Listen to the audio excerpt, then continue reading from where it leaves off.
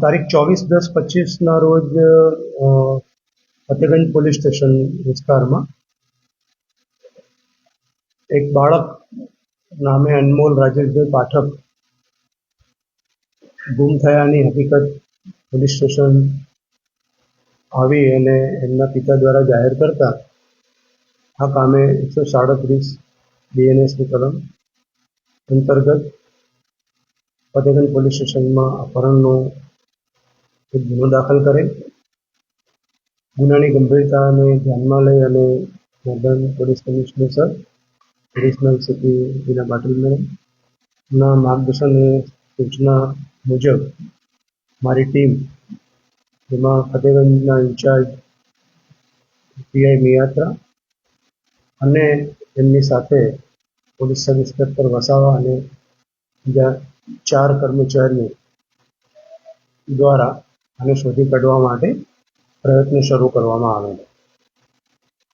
જેવી જાહેરાત થઈ છે એની સાથે 24 અને 25 તારીખ, 24 તારીખ રાત્રે લગભગ 2 વાગ્યા સુધી અને 25મીએ સવારે અગેન ફતેગંજ પોલીસ સ્ટેશન અને એની આજુબાજુના વિસ્તારના સીસીટીવી ફૂટેજ ચેક કરવામાં આવેલ. એ સીસીટીવી ફૂટેજ જે છે ચેક કરતા બાળક જે છે એ 2 વખત અલગ અલગ રિક્ષામાં જોવા મળેલ. જે સંદર્ભે ડિંગડોમ ચોકડી પાસેના એક સીસીટીવીમાં એ રિક્ષા જે છે એ થાણીના છાયાપુરી રેલવે સ્ટેશન બાજુ જતી જોવા મળેલ. જે સંદર્ભે અમારી ટીમ જે છે પોલીસની એમને રેલવે સ્ટેશન જઈ અને ચકાસણી કરતા એ જ સમયે કઈ ટ્રેન ત્યાંથી પસાર થાય છે એ ગોરખપુર ઓખા ટ્રેન કે જે છાયાપુરી રેલવે સ્ટેશન પણ ઊભી રહે છે. તો એ સંદર્ભે આગળ ચેક કરતા અમદાવાદ આરપીએફનો સંપર્ક કરેલ.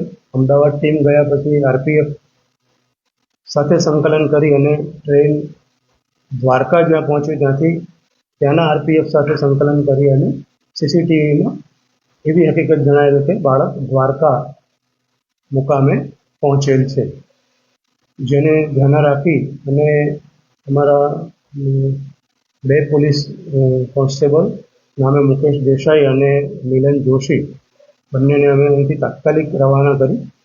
લોકલ દ્વારકા પોલીસનો પણ અમને આ બાબતે સારો સહયોગ મળેલો અને 26 તારીખ સમગ્ર દિવસ દરમિયાન સમગ્ર દ્વારકામાં બાળકને શોધવા માટેના પ્રયત્ન થયેલા અને એ પ્રયત્ન અંતર્ગત અમને 27મીને સવારે 9 વાગે એ અનમોલ જે છે એ અમને મળી આવેલ અને એને અહીંયા અમારી ટીમ પરત લાવીને એના પિતાને સહી સલામત સોંપવામાં આવે.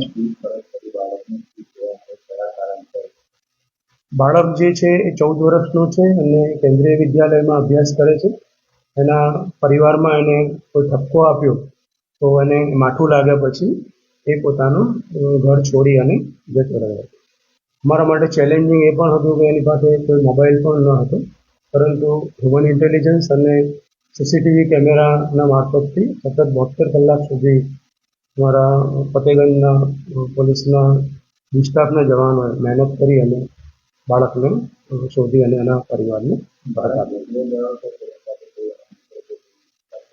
સમગ્ર સીસીટીવીમાં ઓબ્ઝર્વેશનમાં અને જે રેલવે સ્ટેશનમાં બાળક જ્યાં દેખાય છે ત્યાં એકલો જ છે અને દ્વારકામાં અમને ત્યાં છેલ્લે એવી હકીકત મળી કે બાળક જે છે એ ત્યાં કોઈ લોકલ કોઈ બાળક સાથે પ્લાસ્ટિકની બોટલ છે બધું એકત્ર કરી અને 1 દિવસ સુધી એનું પોતાનું ત્યાં મેનેજ કરેલ અને ત્યારબાદ અમારી ટીમે 27 તારીખ અને 9 વાગે એને શોધી કાઢેલ. Thank you.